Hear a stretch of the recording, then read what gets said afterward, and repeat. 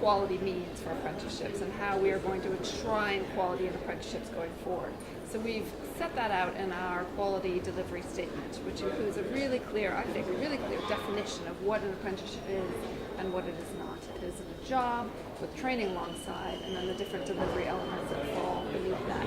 So the quality statement itself includes things like apprentices must have access to progression, they must have a certain number of guided learning hours, they must have the ability to acquire new skills and knowledge. Either they should be in a new job, or if they're in an existing job, they should be able to acquire those new skills and knowledge.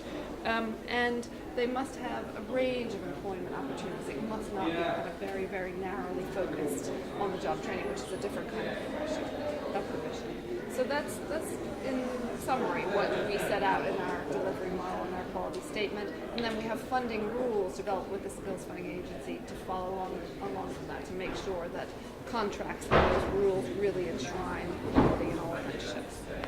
I think the new era of apprenticeships is really all about quality. We've seen numbers expand exponentially, which is wonderful. The number of new starts and the success rates have also expanded incredibly. But now we want to be sure that the quality is equally kind of entwined in that increasing volume.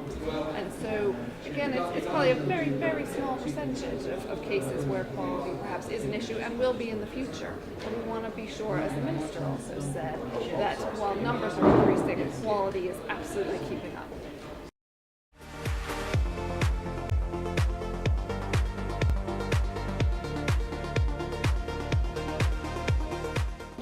We're working on simplification, a whole range of strands of simplification across the sector with Skills Funding Agency colleagues and ourselves.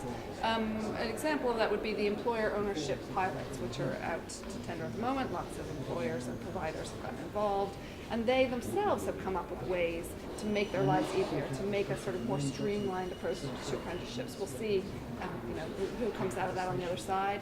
The Holt review, I expect, will probably have some recommendations around simplification specifically for SMEs, because I know Jason Holt has heard a lot from employers about what makes their lives difficult and why it's hard for them to engage. And similarly, I would think the Richard review would come up with some suggestions as well. But we have a whole simplification strand of work within NAS and SFA looking at all aspects for providers, for employers, for apprentices themselves, simplifying and streamlining the process.